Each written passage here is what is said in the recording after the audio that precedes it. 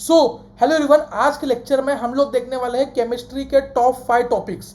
आप में से बहुत लोगों ने डिमांड की, इसको हम लोग इसको लेके आए हैं। जो टॉपिक्स है ये मोस्ट रिपीटेड टॉपिक्स है नीट के अंदर, और कई साल तो ऐसा था कि हर टॉपिक रिपीट हुआ है। ठीक है, तो ये अगर आप करके जा रहे हो तो कोई ना कोई क्वेश्चन फंसेगा ही फंसेगा आपका। क्लियर? तो नेक्स्ट 15 मिनट आप मुझे दे दो और आपके बहुत सारे नंबर जो है वो सिक्योर हो जाएंगे नीट 2024 के लिए। वीडियो अच्छी लगती है लाइक करना, चैनल को सब्सक्राइब कर लेना, टेलीग्राम ग्रुप ज्वाइन करना पीडीएफ के लिए। तो पुरानी पीडीएफ भी सेंड कर दूंगा, ठीक है, Atharva Agarwal official. So let's start. तो टॉपिक नंबर 1 है वो है बॉन्ड ऑर्डर का टॉपिक।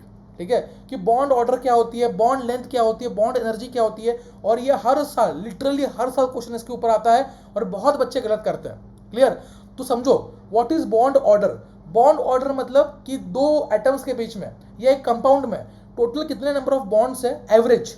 क्लियर? बताऊंगा, एवरेज को बता रहा हूं। क्लियर? तो नंबर ऑफ बॉन्ड्स यहाँ पे हम लोग देखते हैं बॉन्ड ऑर्डर में। किसी का अगर बॉन्ड ऑर्डर 0 है ना, मतलब वो बॉन्ड बना ही नहीं पा रहा। क्लियर? अगर कोई बोले इनमें से कौन सा मॉलिक्यूल एग्जिस्ट नहीं करता जिसका बॉन्ड ऑर्डर 0 हो या नेगेटिव हो। क्लियर? क्योंकि उसका बॉन्ड बन ही नहीं पाएगा। बॉन्ड ऑर्डर बनने के लिए, बॉन्ड होने के लिए, एटम्स को पास आने के लिए, मॉलिक्यूल बनने के लिए कुछ ना कुछ बॉन्ड ऑर्डर होना बहुत जरूरी है।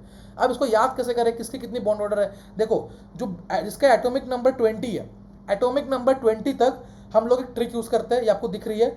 आपको 14 का याद करना है। 14 मतलब N2। ठीक है, नाइट्रोजन में एक में 7 होते हैं इलेक्ट्रॉन, दूसरे में 7 होंगे, टोटल 14 हो गए। ये टोटल नंबर ऑफ इलेक्ट्रॉन्स है या total number of atomic number बोल रहे हो तुम, कोई दिक्कत नहीं है। क्लियर? 14 का तुम याद कर लो। 14 के लिए बॉन्ड ऑर्डर होती है 3। 14 के लिए बॉन्ड ऑर्डर 3 होती है। उसके ऊपर जितना जाओ 0.5 कम करो, उसके नीचे जितना हो 0.5 कम करो। ठीक है, तो 3, अगर 13 इलेक्ट्रॉन से 2.5, 12 इलेक्ट्रॉन से 2, 11 इलेक्ट्रॉन से 1.5, उसी तरह से 15 इलेक्ट्रॉन से 2.5, 16 इलेक्ट्रॉन से 2, 17 इलेक्ट्रॉन से 1.5, 18 इलेक्ट्रॉन से 1। ठीक है, और 20 पे 0 होगा बॉन्ड ऑर्डर एंड 8 पे 0 होगा। 20 पे कौन सा कंपाउंड याद आ रहा है आपको? Ne2। ये बनता है कि नहीं बनता? नहीं बन सकता। नियॉन का डाइमर नहीं बन सकता क्योंकि वहाँ पे बॉन्ड ऑर्डर पॉसिबल नहीं है, नोबल गैस है, इसलिए इसका बॉन्ड ऑर्डर 0 आता है। क्लियर?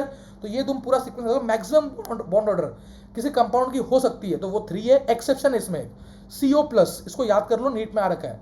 CO+, अगर ये है तो इसकी बॉन्ड ऑर्डर 3.5 होती है, 3.5, और ये एक एक्सेप्शन है। क्लियर? अब समझो, जिसकी जितनी बॉन्ड ऑर्डर होगी उतने नंबर ऑफ बॉन्ड होंगे, उतना एनर्जी लगेगा उस बॉन्ड को ब्रेक करने के लिए। तो बॉन्ड ऑर्डर ये directly proportional to bond energy. Order और एनर्जी डायरेक्टली प्रोपोर्शनल, क्योंकि जितने बॉन्ड होंगे, 4 बॉन्ड है, 4 रस्सियां है, तो तोड़ने में ताकत ज़्यादा लगेगी एज कम्पेयर टू एक रस्सी। ठीक है, inversely proportional to bond length, जितने बॉन्ड होंगे उतना पास आएंगे वो। ठीक है, तो उतनी उनकी बॉन्ड लेंथ घटेगी।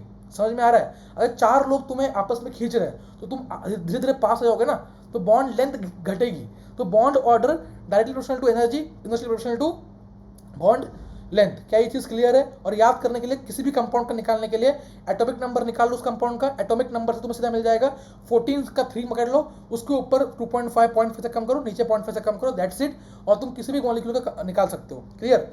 चलो, एटॉमिक नंबर से। ठीक है, चलो आगे बढ़ेंगे। अब भैया कई लोग पूछते हैं भैया इसका क्या होगा, SO4 2-। इन कंपाउंड को निकाल ही नहीं पाते हम लोग, ये कंपाउंड से दिमाग से भारी है क्योंकि इनका 20 के बाद आता है, इनका 20 के बाद आता है एटॉमिक नंबर। तो क्या करें, कंपाउंड ड्रॉ करो। S है, एक डबल बॉन्ड से जुड़ा है, एक डबल बॉन्ड से जुड़ा है, एक O है, उस पर माइनस होगा क्योंकि 2 माइनस है, एक O है तो माइनस होगा। अब क्या करना है, बॉन्ड ऑर्डर का एक और फॉर्मूला याद कर लो बड़े कंपाउंड्स के लिए, total number of bonds divide by number of surrounding atom. ठीक है, कि आसपास वो कितने एटम सराउंडेड है उतने नंबर ऑफ बॉन्ड्स से डिवाइड कर लो उसको, क्योंकि हमें एक एवरेज बॉन्ड ऑर्डर मिल जाएगी, एवरेज पर उसमें कितना बॉन्ड है। तो यहाँ पे 2 बॉन्ड्स है, यहाँ पे 2, 4, यहाँ पे एक 5, यहाँ पे एक 6, तो 6 बाय सराउंडिंग एटम्स कितने हैं, 4 ऑक्सीजन है, डिवाइड बाय 4 कर लो, इसकी बॉन्ड ऑर्डर 1.5 आ जाएगी। क्लियर? अब आप मुझे निकाल के बताओ PO4 3- से कितनी आएगी। PO4 3- एटम बनाओ, total number of bonds divide by surrounding atom, 4 ही होंगे इसमें भी, PO4 3- में भी। क्लियर? टॉपिक 1 खत्म। टॉपिक 2 आता है colligative properties. Directly formula put करो, आंसर निकालो, फॉर्मूला पुट करो, आंसर निकालो। पहला है relative lowering of vapour pressure, RLVP कह सकते हैं इसको आप, relative lowering of vapour pressure. तो प्रेशर में लोअरिंग हो रही है कुछ as compare to pure solvent. तो प्योर सॉल्वेंट का मैंने लिया P0। ठीक है, तो P0 - P, ठीक है, अपॉन P0, ये लोअरिंग, ये है रिलेटिव लोअरिंग। रिलेटिव मतलब क्या, जो पुरानी वैल्यू थी उसके कंपेरिजन में कितना लोअर हुआ। तो ये नई वैल्यू है, जो नया प्रेशर बना है after adding the solute and all, solution बना उसका, ये प्योर सॉल्वेंट की है P0। तो P0 माइनस सॉल्यूशन की बनी वो अपॉन P0, ये होगी रिलेटिव लोअरिंग। अब relative lowering of directly is equals to, ये क्या है, वेंट ऑफ फैक्टर, ठीक है, van't of factor into mole fraction of, बिल्कुल clear, mole fraction of solute, ठीक है। तो यह तुम्हें मिल जाएगा NS अपॉन, ये मोल फ्रैक्शन निकालना सबको आना चाहिए, ये फॉर्मूला सबको याद करना है। सेकंड, जो मैक्सिमम क्वेश्चन पूछते हैं वो इनसे पूछते हैं, इन दोनों से। Elevation in boiling point, boiling point का एलिवेशन मतलब कुछ अपन ने सॉल्यूट ऐड किया जिस वजह से जो बॉइलिंग पॉइंट था वो बढ़ गया, ठीक है, एलिवेट हो गया। तो जो एलिवेटेड बॉइलिंग पॉइंट है, जो डिफरेंस है डेल्टा TB, TB मतलब क्या, ट्यूबरक्लोसिस नहीं, TB मतलब बॉइलिंग पॉइंट का एलिवेशन। अब जो बॉइलिंग पॉइंट का एलिवेशन हुआ है ये होता है इक्वल टू आई, सब में कॉमन है क्योंकि आई वेंट ऑफ फैक्टर है, ठीक है। वेंट ऑफ फैक्टर किसको नहीं आता हो तो एक बार पढ़ लेना, क्वेश्चन चैप्टर में दे रखा है, van't of factor into KB into molality, molality, KB क्या है, कांस्टेंट है, क्लियर। चलो आगे बढ़ेंगे, इसकी वैल्यू तुम्हें दे रखी होगी हर एक चीज के लिए, ठीक है। डिप्रेशन इन फ्रीजिंग पॉइंट कोई पूछे तो डेल्टा TF, ठीक है, मतलब कि कितना फ्रीज नीचे हुआ, कितना टेम्परेचर गिरा, फ्रीजिंग पॉइंट में कितना डिप्रेशन आया। अगर बॉइलिंग पॉइंट में एलिवेशन आ रहा है तो फ्रीजिंग पॉइंट में क्या आएगा, डिप्रेशन आएगा, ठीक है। तो कितना डिप्रेस हुआ ये is equal to IKFM, that's it, ठीक है। सब डिपेंड करता है मोलैलिटी के ऊपर, मोलैलिटी, ठीक है, बहुत इंपॉर्टेंट है ये, क्लियर। नेक्स्ट है ऑस्मोटिक प्रेशर, क्या होता है, डिनोट करते हैं पाई से, इज इक्वल टू CRT होता है, उसमें आई ऐड करते हो कि वेंट ऑफ फैक्टर गिनना जरूरी है, ठीक है। तो CRT, आर की वैल्यू को पता होनी चाहिए, ठीक है। राइडरबर्ग कांस्टेंट, T टेम्परेचर है, C कॉन्सेंट्रेशन है, दैट्स इट। चलो टॉपिक 3 पे आते हैं, बहुत इंपॉर्टेंट टॉपिक जो बहुत लोगों को नहीं आता, स्पॉन्टेनिटी, और बहुत वायरल टॉपिक है, मतलब इनसे क्वेश्चन पूछते ही पूछते हैं। तो स्पॉन्टेनिटी के लिए ना पहले समझो डेल्टा G का फॉर्मूला क्या होता है, delta G is equal to delta H minus T delta S, clear. Gibbs free energy is equal to delta H जो एंथैल्पी होती है माइनस T डेल्टा एंट्रोपी होती है और T टेम्परेचर है, क्लियर। अब जब इक्विलिब्रियम कंडीशन होती है, इक्विलिब्रियम कंडीशन में डेल्टा G 0 होता है। जब भी तुम्हें दिमाग में क्वेश्चन में दे रखा हो कि the condition is equilibrium condition, समझ लो डेल्टा G 0 है, और अगर डेल्टा G को मैं यहाँ पे 0 पुट कर दूं, ठीक है, तो delta H is equal to T delta हो जाएगा, और यहाँ से टेम्परेचर निकल के आएगा ये। तो कोई पूछे कि पर्टिकुलर जो ये जो कंडीशन है, जो इक्विलिब्रियम कब आएगा, इसमें किस टेम्परेचर पे इक्विलिब्रियम आएगा, तो डेल्टा G को 0 एज्यूम कर लो, यहाँ पे 0 पुट कर लो, delta G delta S minus T delta S में तुम्हें टेम्परेचर वहां से मिल जाएगा डायरेक्टली, क्लियर। अब कब ये स्पॉन्टेनियस होगा, तो जब स्पॉन्टेनियस के लिए ना डेल्टा G नेगेटिव चाहिए हमेशा, ठीक है। स्पॉन्टेनियस से अगर तुम्हें चाहिए तो तुम क्या बोलोगे कि डेल्टा G की वैल्यू तुम्हारी नेगेटिव होनी चाहिए, मतलब 0 से कम होनी चाहिए गिव्स फ्री एनर्जी, क्लियर। अब स्पॉन्टेनियस में दो कंडीशन है, always spontaneous, non spontaneous. Always spontaneous में क्या होगा कि देखो, अगर तुम्हारा तुम खुद कंडीशन पुट करके देखो, अगर डेल्टा H ही नेगेटिव है और डेल्टा S पॉजिटिव है तो ये जो पूरी वैल्यू है ये भी नेगेटिव आएगी, और डेल्टा H खुद नेगेटिव है तो बहुत नेगेटिव हो जाएगा, ठीक है। तो अगर डेल्टा H नेगेटिव है, डेल्टा S पॉजिटिव है, इसमें पुट करके देखो, तुम्हें डेल्टा G हमेशा हमेशा हमेशा नेगेटिव मिलेगा, that is called always spontaneous. अब एक कंडीशन है कि non spontaneous, always non spontaneous, ठीक है। अगर डेल्टा H पॉजिटिव है, ठीक है, और डेल्टा S नेगेटिव है, तो जब डेल्टा S नेगेटिव होगा तो यहाँ पे पॉजिटिव हो जाएगा, तो ये भी पॉजिटिव है, ये भी पॉजिटिव है, दोनों ऐड हो गए, ठीक है। तो कभी स्पॉन्टेनियस आएगा ही नहीं, ऑलवेज नॉन स्पॉन्टेनियस। की कंडीशन सबको याद करना है, ठीक है, याद कर लो, ये कॉमन सेंस है, मेरा तो हमेशा यही था, कॉमन सेंस लगाओ, ये फॉर्मूला याद कर लो, delta G delta S minus delta S, अरे अपना खेल खेलो बढ़िया, क्लियर।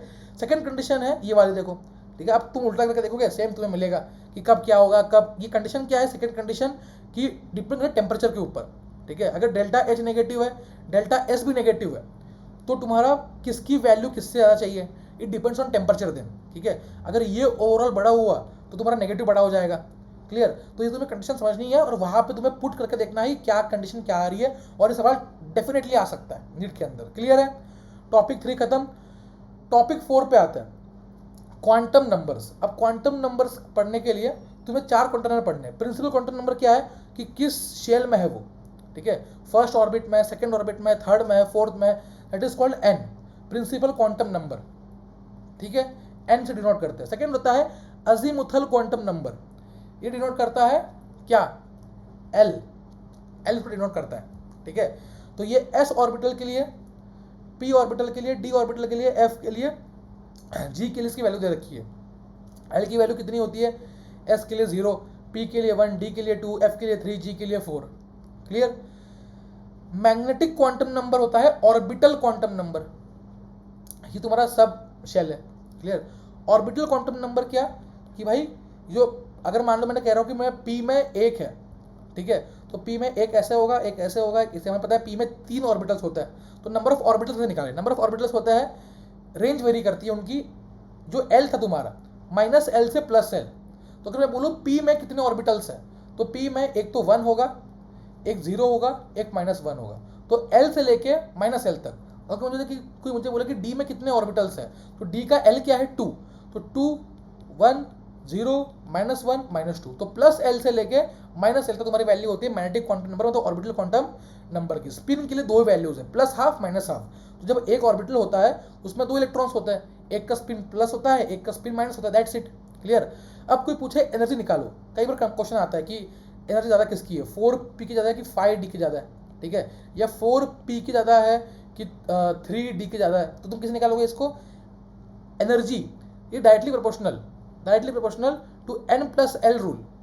जिसका n प्लस एल बड़ा है वो तुम कहोगे कि एनर्जी में बड़ा होगा, जिसका n प्लस एल बड़ा है तुम कहोगे वो एनर्जी में बड़ा होगा, इसको कहते हैं ऑफ प्रिंसिपल।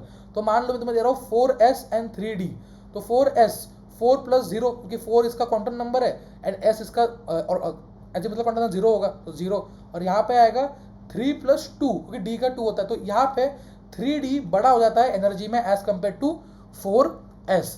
अगर कोई सेम आ जाए, फॉर एग्जाम्पल 4p और 3d, इनका निकालोगे दोनों का 5 आएगा, ये रूल्स हिसाब से, ठीक है, बट इसमें ये बड़ा होगा क्योंकि यहाँ पे प्रिंसिपल क्वांटम नंबर बड़ा है, क्लियर है, दैट्स इट।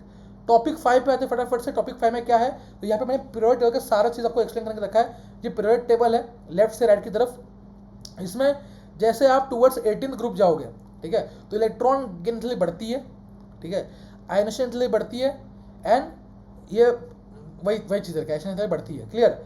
जब आप यहाँ से यहाँ जाओगे तो रेडियस क्या होगा, घटेगा, मतलब रेडियस इस तरफ बढ़ रहा है, लेफ्ट की तरफ, क्लियर है।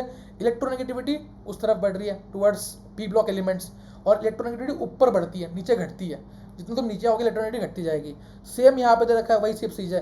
देखो अगर मुझे बोला जाए कि कहाँ पे 2 चीज़ें पीक कर रही है, तो इलेक्ट्रॉन की एंथैल्पी इस तरफ जा रही है, सेम आयनेशन एंथैल्पी इस तरफ जा रही है, और सेम ऊपर की तरफ, तो ये तुम्हारी इस कॉर्नर में मैक्सिमम होगी, ऐसा याद कर लो, ठीक है, ये पूरा डायग्राम याद कर लो। इलेक्ट्रॉन की एंथैल्पी और आयनेशन एंथैल्पी तुम्हारी यहाँ पे मैक्सिमम होगी, क्योंकि इस तरफ बढ़ती है, ऊपर बढ़ती है, ठीक है, ऊपर बढ़ती है, टुवर्ड्स योर राइट बढ़ती है। इलेक्ट्रोनेगेटिविटी ऊपर बढ़ती है और राइट बढ़ती है, क्लियर है, clear, very good.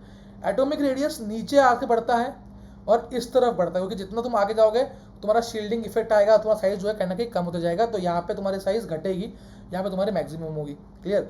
Metallic character देख लो ऐसे बढ़ेगा, और नॉन मेटेलिक कैरेक्टर ऐसे बढ़ेगा, ठीक है। यहाँ पे जो एलिमेंट है सबसे ज़्यादा मेटेलिक होंगे, यहाँ पे सबसे ज़्यादा नॉन मेटेलिक एलिमेंट्स होने वाले हैं, इतना याद कर लो, बहुत इंपॉर्टेंट है।